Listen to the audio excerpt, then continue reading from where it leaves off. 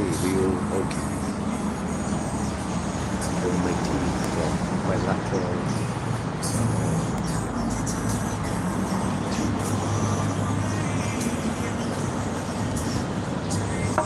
Your child.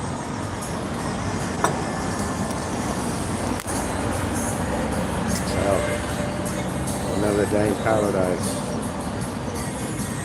Sorry, it might be a bit loud here. Forgot about the speaker above me. Hopefully it won't distract from me. Well, whilst I'm live, I don't think it's so much of an issue, but with music being played in the background, there may be a copyright and it's live, so never mind. So, but you might be not watching this live, you might be watching this as pre-recorded. The copyright will probably be on there.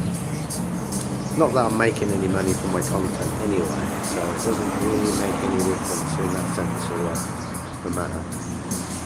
If I was making, money from content, then this would be struck off that list. But that's what copyright violations do to your videos on the old YouTube. I seem to be talking about my channel a lot recently. I suppose that's largely because the recent videos that I've posted have been live videos rather than recorded videos and then uploaded. Obviously with the copyright violation, if you do pre-recorded videos and then upload them, you can edit them out. Obviously when you're doing live video recordings like I am, you're kind of stuck with what you've got, and I'm just sitting here, like I say, another day in paradise, wondering what I should be doing with my time, having a coffee, actually in a little petrol station actually. I'm not sure what my name is. Looks like it's called Bangkok. The petrol station, and obviously being in a petrol station, being along a busy road, it's not traffic noise, probably not the best video to be making. The point of doing the live is obviously to engage.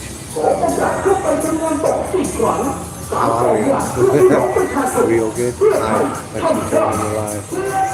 Where are you? Where are you joining the live from? Put in the comments where you are. Hi, there we go. I'm assuming the viewership is presumably from Thailand.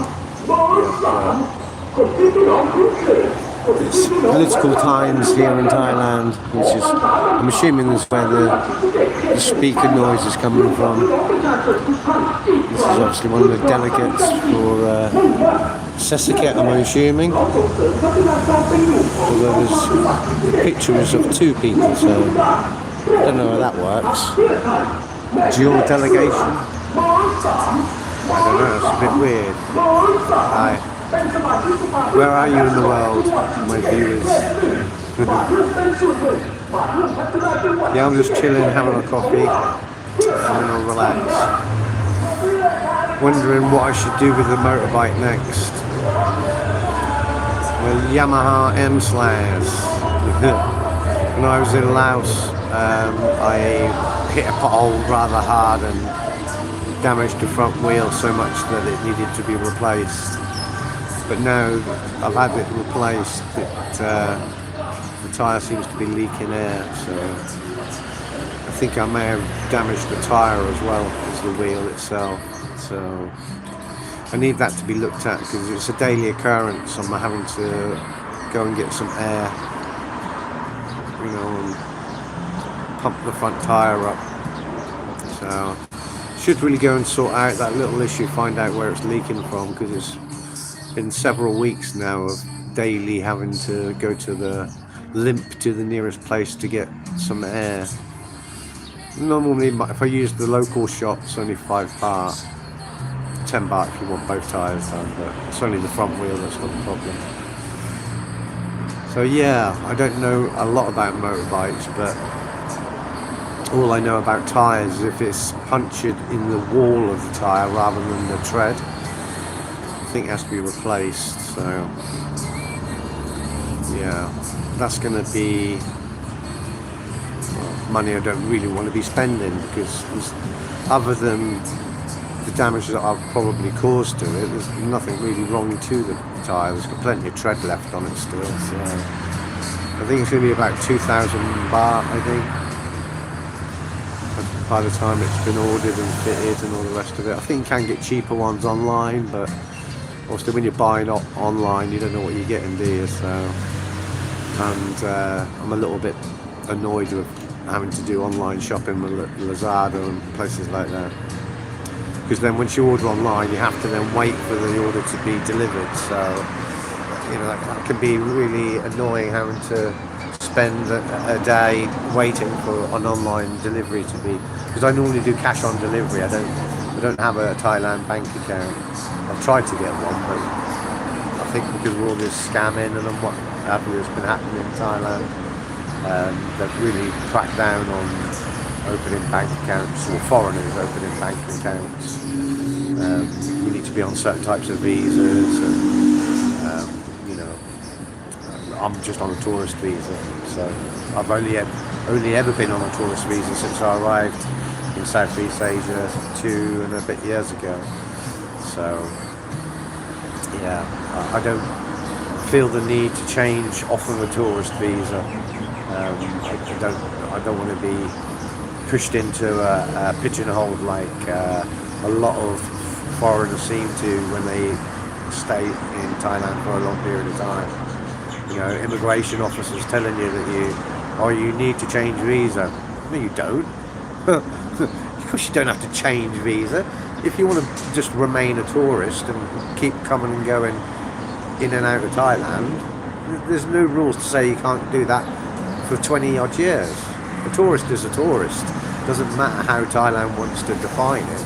If you're coming and going, you're a tourist, you know. So Thailand likes to push you towards making your mind up to like a long-term visa, and then you have to meet all the conditions to meet that criteria to be eligible for that visa. Well, if you don't want to be on those visas, you don't need to worry about being eligible for being on those visas. You can just stay being a tourist and just leave the country when your visa runs out and go and spend some time somewhere else. And then when you feel like coming back, you just come back as a tourist again. I mean, that's what a tourist is. You come and you go. You come and you go. So I don't really understand all this pressure that's being put on tourists, and all this talk about visas and things, you know, because it's stressing a lot of tourists out, a lot of Westerners out, what type of visa to be on. And it's not really that much of an issue when you just stick to the rules. When your visa runs out, you can leave the country. Don't class it as a border run though. That's the defining difference for a lot of people. When you come to Thailand and then you just basically want to be back in Thailand, then yeah, of course you should then change to a more long-term visa, you know, because that's what your heart desires. That's what you want to be. That, you know, it's where you want to be rather. Yeah, you want to be in Thailand. So then that's when you class it as a border run.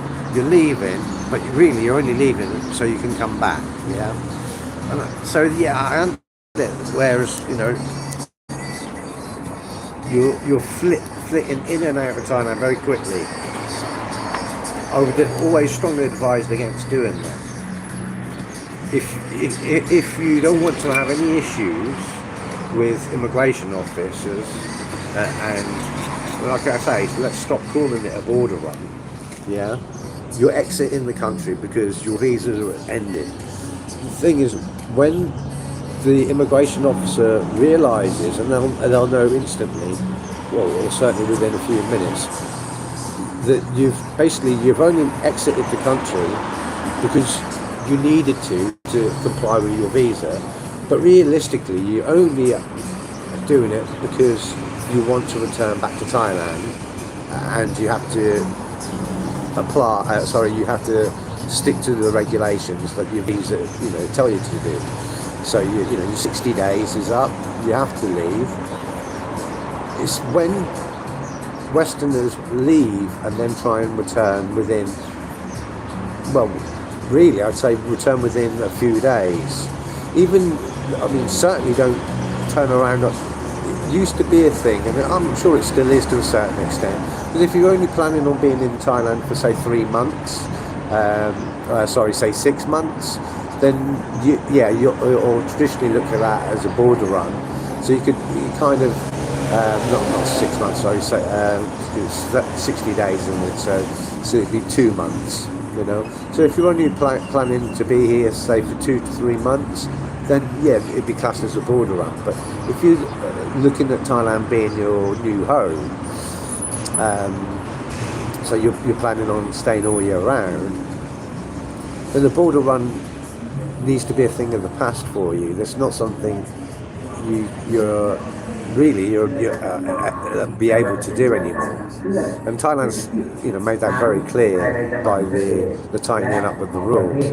There is loopholes, there is ways around it, but you don't need to change off of a tourist visa. There is other loopholes that you can basically get around the rules. This a certain amount of times you can leave the country and come back. The amount of border runs that you're supposedly allowed to do and aren't allowed to do. There's loopholes. I'm not going to talk about it online because then it would become common knowledge, and I don't really want it to become common knowledge because my loopholes work, and I've been using them for a long while. So I don't want it to become common knowledge because lots more people will be doing it, and then obviously it'll become well known about it, and that loophole will get closed very quickly. So, mum's a word.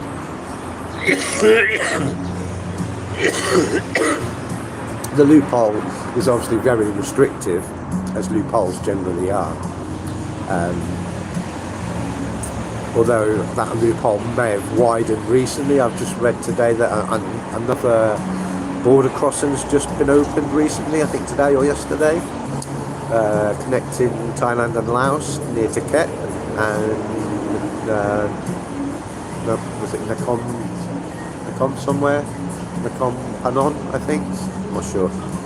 So another route as the Americans call it, from Thailand into Laos. So I don't know, obviously with that being a new border, I've been to Phuket before, so actually I might make that my next border crossing when my visa runs out, or maybe I'll go there beforehand and do a recce and find out some information beforehand, because I don't want to travel all, because it's not the nearest border for me into Laos, so it would be a good day and maybe a 2 days drive on my motorbike to check that out. So actually might do that from the Laos side instead. It's obviously still just as a longer drive on worse roads. That might be a possibility, but anyway. So, point being, if you're in Thailand and you're looking to stay long term, but you're getting headaches and you're stressing over visas, because you've been told there's a limited amount of times you can come and go, and there is a limited amount of times you can come and go, and the amount of extensions you can do. I think that's the major point, really, is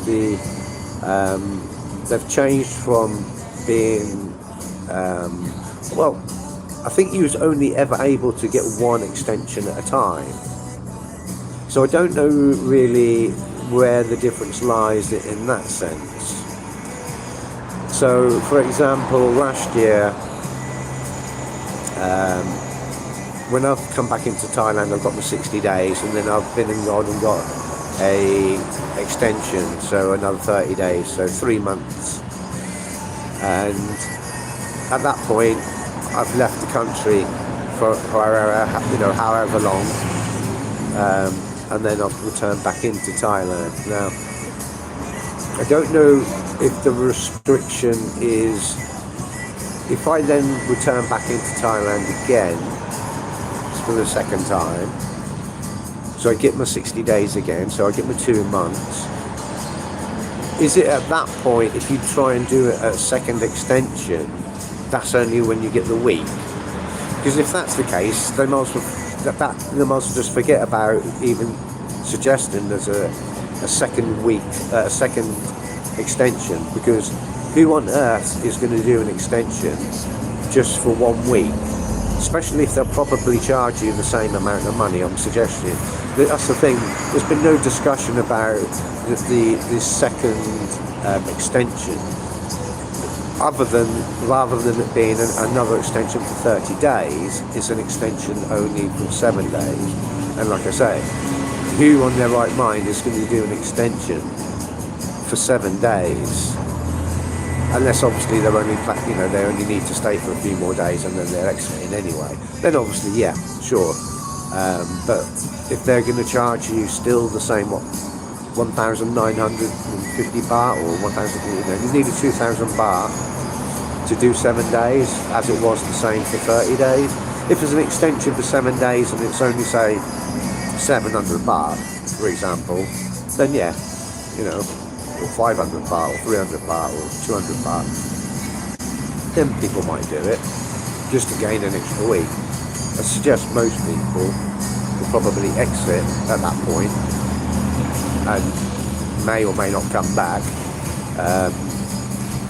and then just return back to Thailand and get another 60 days on their return, rather than doing an extension for 7 days. It makes no sense to do a 7-day extension unless, like I say, you only need a couple of days and then you can exit anyway.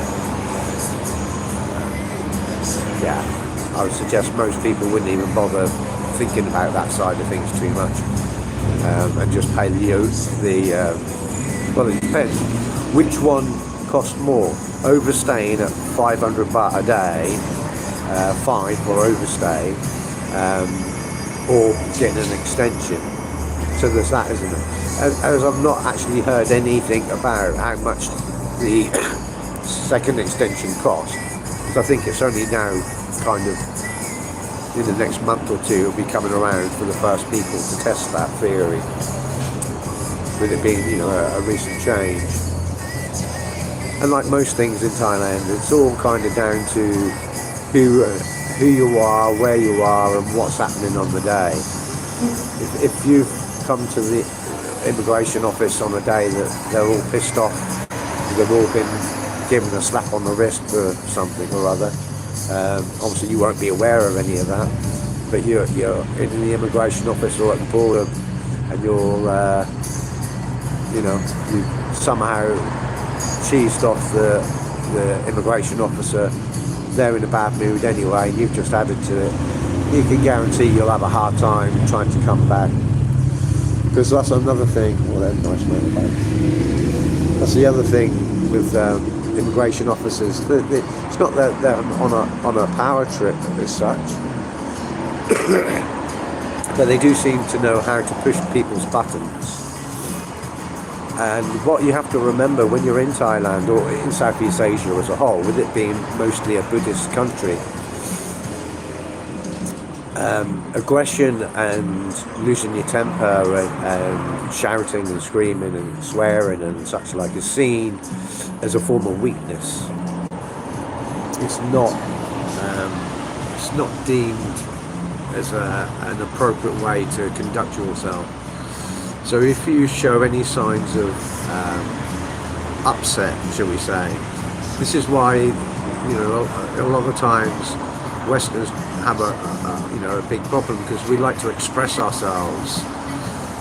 Well, unfortunately, in the Buddhist culture, keeping your cool, keeping your temper, keeping yourself, composed, is the preferred and proper way of conducting yourself. So you have to really kind of reel in and suppress your urges to react to what situation you're in, especially when it comes to dealing with border control and immigration officers and people like that. I'm not saying that these border officers, immigration officers, intentionally push people's buttons, but that's how it's come across to myself when I've been in these border towns and stayed in places where there's lots of people coming and going and having issues with immigration officers and being very upset and having their buttons pressed, basically. You have to keep the Jai Yen Yen. If you have Jai Yen Yen, then you'll do a lot better. Life will become a lot easier. Jai Yen Yen is keep the cool, be relaxed. Don't be overly expressive, Don't show your emotions. Don't show your frustrations. Don't raise your voice. I'm saying you don't. You be you at the end of the day. You do what you want to do. But I would strongly advise against showing too much in the way of frustration. If you can be more blasé when dealing with immigration officers. When I mean blasé, it's like, I don't know what it says in the front of a lot of other countries' passports, but technically and legally, if the law is applied to the letter of the law, which suggests my passport, my British passport, suggests that I have, there's no legal reason why Thailand shouldn't let me come in and out as a tourist as many times as I wish. Otherwise, the front page of my passport needs to be altered to suggest that it's not a legally binding contract between Thailand and the British Embassy that I am allowed to be a tourist in their country. Obviously, you can say Thailand has its rules, and its rules are that they can decide as who's a tourist and who isn't a tourist. Well, I suggest that really that's not strictly the rule of law. The onus is on the person who's the traveller, not the immigration officer. So it's not the immigration officer's decision to make whether or not you are a tourist. As long as you stick to the visa requirements, so you exit when you're supposed to, and then obviously if you return, if you want to return, that's entirely up to you as a tourist. Yeah. So if you decide to go to Laos or Cambodia or Vietnam for however long and then return back to Thailand, you're a tourist. Like I say, you have to get away from the mindset of these border runs. Border runs are a thing of the past. So if you are just wanting to be in Thailand, then you have to, unfortunately, you just have to stick to the rule of the land, the laws of the land, and change to a different type of visa. It depends really on how long you want to be out, how long you're prepared to be out of Thailand for. That's the key issue. If you're only exiting to come back because you don't really want to leave anyway, then yeah, you are going to have issues at the border. Whereas myself, I've come and gone across the land borders multiple times within the 1 year, more than technically is allowed, by double. Like I say, there is loopholes to I've crossed the border 4 times this year and come back to Thailand. I haven't flown out of the country. I've used land borders each and every time. Like I say, there's loopholes. You'll have to message me privately to find out what the loopholes are. I'm not going to talk about it, publicly on YouTube or any other platform. But there is loopholes. So you don't have to be too worried about having to stick to this rule of it's only you're allowed to cross and come back twice. I've done it 4 times this year alone, and not been questioned once. The difference being is they haven't been in and out border crossings. I've stayed for multiple weeks each and every time. And that is probably where the loophole lies. If you stay out of Thailand for an extended, it can be an extended period of time. For example, going into Laos or another bordering country, I think you probably get 30 days as you do as you went to Thailand 60 days. It used to be 30. They probably may go back to 30 at some point. But as things stand, it's 60 days. So when your 60 days ends, you may or may not do your 30-day extension. That's up to you. At the end of the day, you might keep that in your back pocket and not use it. You can keep it for later on in the year. That's what I would suggest. So just do your 60 days, exit to say Laos. You get 30 days on entry. Stay in Laos for 30 days. Maybe you could do some other travelling. But certainly don't come back, even think about coming back into Thailand for at least that 30 days. Use your Laos visa in its entirety.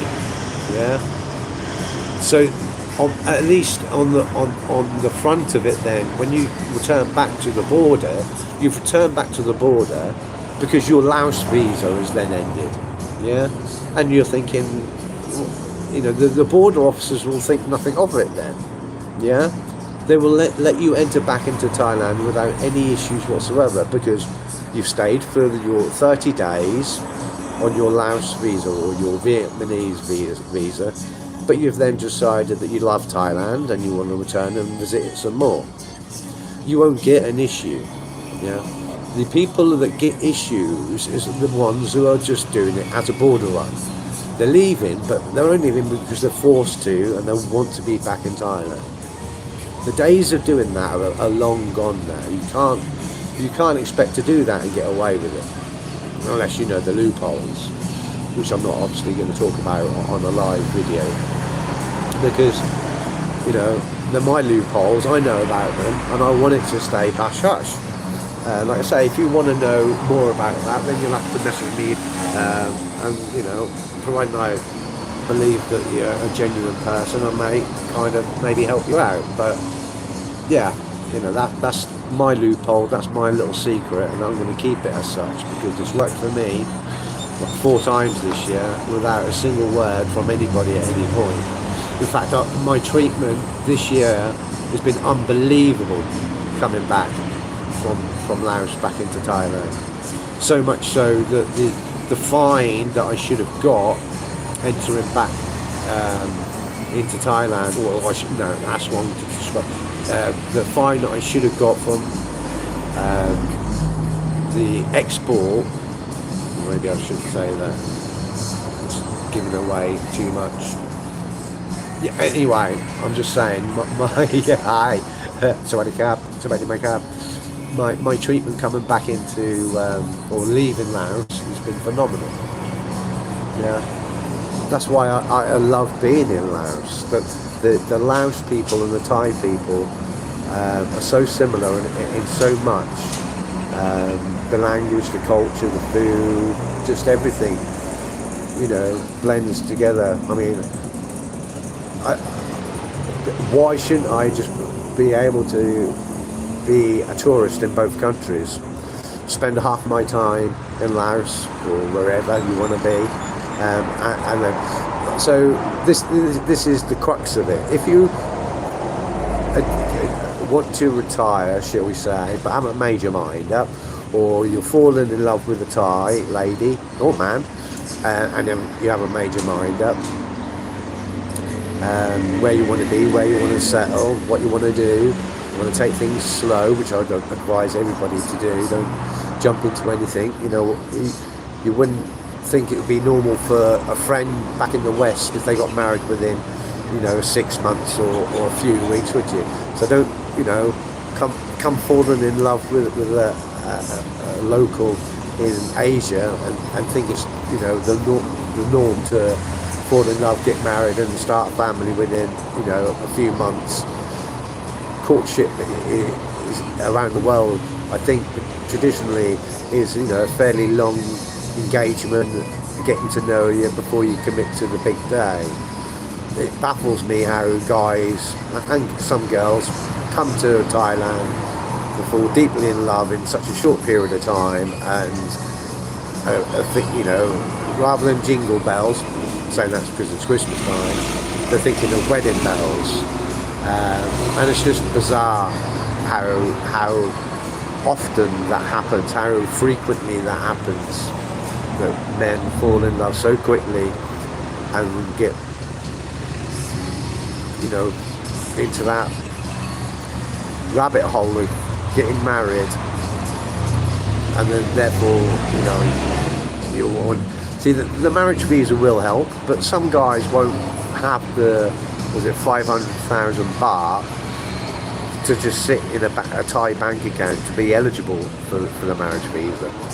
And this is obviously where all the talk about visas and border crossings and all this is such an important topic. So I strongly advise not jumping into anything, blindly, especially on the back of love. And that's kind of, I suppose, where a lot of this stems from. A lot of this border talk, this immigration talk, all stems from the fact that a guy is in love with a Thai lady. I said hi to, and they fall in love with a local, and so therefore they want to be in Thailand with that loved one. Kind of pushes you in the immigration. I think it's a standing joke personally, because when I visited the immigration office to do extensions, it's like, well, are you not married yet? Why aren't you changing to a marriage visa? Because I'm not in Thailand to find a woman to get married. That wasn't my intention. That's not the only reason I'm here. If it happens, it happens, but that's not the reason that I came to Thailand. But I think it's a standing joke, because I think obviously that's generally how things roll. Guys either come to Thailand either in search of love, or it happens, and then obviously they came as a tourist, and now because of they found a partner, should we say, they're wanting to stay more long term, and that's when obviously their holiday can get extended from being a holiday to wanting to stay. And that's been happening for 30, 40, 50 years. That same old story has rolled out tens of thousands of times each and every year for 20, 30 years. So the Thai immigration is well aware of what happens in their country, demographically, statistically, whatever you want to say. They know that there's a higher proportion of men that start out being tourists, end up falling in love, and then they have you buy, let's say, the metaphorical balls each and every time that you want to be back in Thailand with that said loved one. And that's when they want you to change and put 500,000 baht in a Thai bank account and get married and commit and all the rest of it. It seems to be a very relaxed country, Thailand, a very jai yen yen, a very sabai sabai country. But when it comes to visas and love, which seem to be very much intertwined, that's when stress and worry and having to change from a tourist visa becomes an issue. So to round this video off, I'm just going to end it by saying, don't fall head and over heels in love. Don't feel as if you're being pushed into a corner to change visas. But the caveat to that is you have to be happy to stay out of Thailand for at least 30 days at a time. And if that's the case, then all this immigration and visa issues you can forget about. They're not an issue. You don't fall into the demographic that will push the buttons of an immigration officer for them to have the upper hand. Keep your calm and composition and your emotions under as much suppression as you possibly can. The jai yen yen, the sabai sabai. Don't let the issue worry you. Just roll with the punches. Learn to keep your mouth shut. Because if you say too much when you're at these immigration officers, you're giving them ammunition. So, like I say, don't tell them that you have a loved one waiting back in Thailand and that's where you want to be, because they'll know then that's the reason for you returning.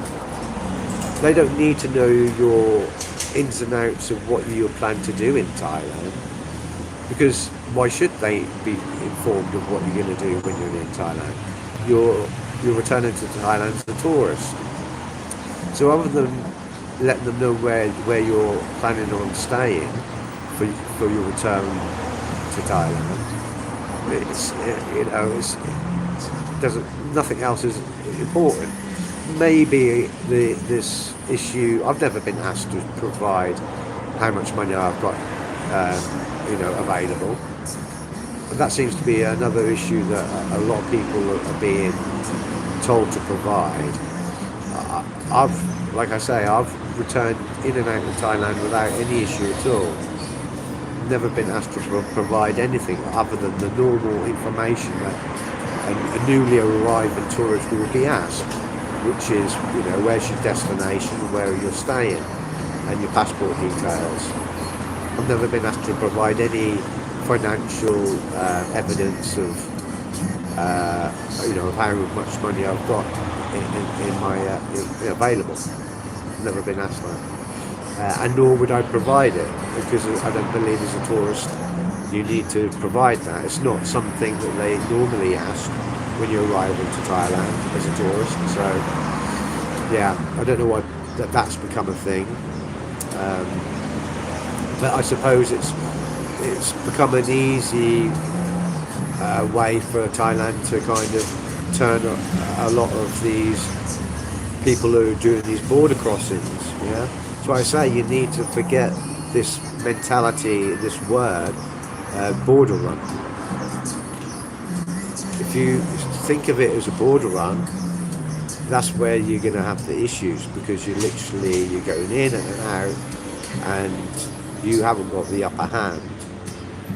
They know that they've got the upper hand, in which case they'll delve deeper and push your buttons and you'll have problems. Whereas if you stick to the rules, leave when you're supposed to, stay out of the country for at least a minimum of whatever amount of time that you've been given on your visa, whichever country you've entered into. So, for example, 30 days for Laos, 30 days for Cambodia. I think it's about the same everywhere. I think pretty much. You stay for the complete 30 days and then return. I don't see you ever having an issue, because you're sticking to the rule of the immigration that they set. I don't think there's any rules as how in any country as to how many times you can come back and be a tourist. no country is that restrictive. They would literally be cutting off. They would be cutting their own throats in that sense. They'd be cutting their nose off to spite their face. There's no restriction, I don't think, any country around the world, no matter where, and how strict it appears that their immigration rules are. I don't think any country has a restriction of how many times you can leave and come back and be classed as a tourist. So, up to you. You can stay on the tourist visa. Hi, thanks for joining, somebody. You can stay on a tourist visa for as long as you want in Thailand. Just don't do border runs. Yeah. Leave when you're supposed to and come back when you feel like it. That's the mentality you must have. If you fall in love with Thailand and just want to be in Thailand, you will have problems. Plain and simple. But if you want to be in Southeast Asia, but you want to spend most of your time in Thailand, but you don't want to spend big bucks on changing visas or falling in love or doing kickboxing, because a lot of these visas will be very restrictive depending on where you live within Thailand. I can't do a kickboxing or education visa living in Isan. It's not available. There is no Thai language school in Isan. Although there's a lot of Farang, so you'd think there would be, but there isn't. I've researched. It's all the Thai language schools, so therefore the Thai education visa are in heavily populated areas like Phuket, Bangkok, Chiang Mai, Chiang Rai, Pattaya, places like that. So for living in Isan, an education visa is off the cards, as is a learning more Thai, kickboxing. That would be off the cards, living in Isan, and lots of other places around Thailand. So then what you're left with, really, was it the DVT or something? You have to have a certain amount of money sat in the bank, I believe, as do you with the same with a marriage visa and a retirement visa. Firstly, you'll find it, unless you obviously are going to get married, then obviously that would be a lot easier to then get a bank account, because that's the other thing. A lot of these visas, you have to have money sat in the bank, so therefore you need to open a bank account. Well, that's not as easy as it may seem. 20 years ago, 10 years ago, you could open a bank account in Thailand with just your passport. I think those days are gone now. You can't just open a bank account, but you need a bank account to be eligible for some of these visas. So firstly, good luck with opening a Thai bank account now. It's not an easy task. So that you probably need an agent to help you with that, as someone who's not got you haven't got a marriage visa. So the other alternative then really is to retire, if you're eligible, is a retirement visa. And again, you have to open a bank account to have a set amount of 500,000 baht to sit in a bank account to be eligible. There is ways around that. There is agents that can help you with that. But that then is, 20,000 baht, 30,000 baht, 40,000 baht, 50,000 baht? I don't know. It's up to the agent how much they charge. So if you're not prepared, like I'm not prepared, to pay 20,000, 30,000, 40,000 baht for an agent to do paperwork that you can do yourself, and then there's the fee, that's their fee, and it's not even down to them to then authorise and give you the visa. That's you're just paying for them to submit the paperwork on your behalf. Why pay for that service when you can do that yourself? You don't need an agent to fill in that paperwork for you, be it a marriage visa or a retirement visa. But that paperwork can be filled in by yourself. You've got Google Translate, for God's sake, nowadays, so you can translate any of the questions into English and then write the answer in English. I don't think they even need it to be written in Thai, as far as I'm aware. As long as you answer the question, you've answered the question. They can translate it back into Thai if they need to. So, yeah, I'm happy to just stay on the tourist visa for as long as I feel that my circumstances change to the point, i.e. having sufficient funds, 500,000 baht, which I've tried opening bank accounts, haven't been able to, because I haven't got a job. I'm on a work visa, because the sort of work that I've been doing in the past wouldn't be eligible to do the same work here in Thailand. It's a non-skilled trade, So if you basically you don't fall within the criteria of what you're eligible to do work permit wise, which is extremely restricted here in Thailand, which jobs you're eligible to do. Obviously if you've got the right qualifications to becoming an English teacher, then yeah, by all means, if that's what you want to do. But then obviously to change to become an English teacher, you'd have to get the job. And then obviously you need a bank account and all the rest of it. If you're coming to Thailand and you're able to kind of support yourself, and you haven't got a partner, and for whatever reason you're eligible or don't want to change to a retirement visa, just stay on the same as everybody else that comes to Thailand. Just stay as a tourist. You just have to be prepared when your visa runs out to stay out of the country for a minimum of 30 days at a time. As long as you do that, I don't think you'll ever really have an issue coming and going in and out of Thailand as many times as you want. So that'll be 60 days, so 2 months, leave for a month, so that's 3 months, come back to Thailand, get another 2 months, that may change at some point in the future. So then at that point, I don't believe you could then use your first extension, yeah? So you turn that 2 months into 3 months, then leave for another month, yeah? And then try and come back. So by then, you're almost halfway through the year already, before you need to even think about, consider any of the immigration rules and regulations and all the rest of it. Yeah, just by sticking to the rule of the law as things stand right now. Like I say, they may change the current 60 days. They may change it back to the previous 30 days, like it had been for a long time. Or they might just roll with this 60 days forevermore. Because obviously it will increase the amount of tourism, and let's face it, that's what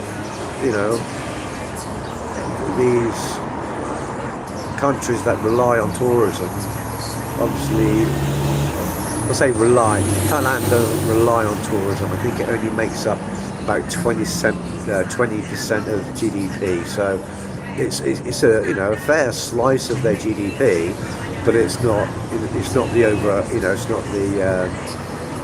overriding.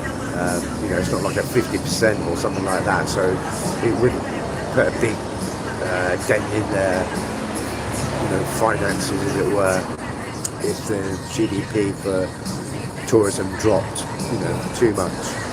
If it dropped to doubled, so it's dropped by 10%, then I'm sure it would be a big issue for Thailand. But as it's not that, it doesn't make up that much of a GDP of the country, then it shouldn't be that much of an issue for either Thailand tourism all the immigration people if you just stick to you know, to leaving when you're supposed to leave, so you don't overstay. So that's I think largely where people start to then have the issues with the immigration, border control, and border control, the border officers. You've stayed over your permitted time. The longer obviously you've overstayed, if it's only like 24 hours, you can, you know, probably get away with just a fine and nothing much more. The issue comes when obviously you've overstayed by a week or two or a month or two, because you will get charged probably the 500 baht a day overstay. But more importantly, it's a notification to them that you really had no desire or want to need to leave the country. You stuck your fingers up to the date on your passport telling you what you should have left by. Therefore, you had no real intention of sticking to the rules, because you had no real intention or wanting to leave anyway. Whereas if you stick to the time designated, the 30 days to 60 days or whatever it may be, and have maxed it out, but still stuck to the time frame given, then you shouldn't have an issue, because you're sticking to the rule of the law. Yeah. So play them at their own game in that sense, I suppose. Yeah. Don't push it. Don't give them the upper hand by overstaying. Yeah. Don't think of the border run as a border run. See it that you have to leave for at least 30 days at a time. Yeah. Don't even tell them that, you know, when you've left that 30 days, and don't even let them know you've got a partner, if you have a partner. Don't even let the immigration officers know. Don't let your partner be with you when you're doing your border crossings. You know, either get her to you know, wait back a little bit, yeah, because she ain't gonna have no issues getting back into Thailand, none whatsoever. So get her to like sit at the end of the queue, you know, or go through before you. And obviously it's a gamble if you get have to part ways and be stuck part ways. Yeah, get her to cross over, you know, the bus before you. Don't travel together. Travel separately, because it's just another, you're giving them again the upper hand.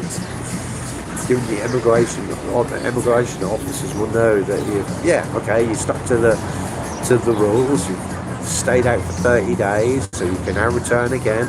No problems asked. If you're returning your Thai girlfriend or even your Laotian girlfriend, it works both ways, is there with you, she may be working in Thailand and they'll know that, yeah? So again, they'll know that really you want to be back in Thailand. You've exited because you've had to. So don't give them that visual, you know, trigger that, you know, you're travelling with a partner. Make it so that you looked upon as being a solo traveller, and you're allowed to be a tourist. You're allowed to be a solo traveller. There's no rules to say that you need to change. So anyway, there's my little advisory notice to all these people who come to Thailand and stress themselves out about all visa issues. Yeah.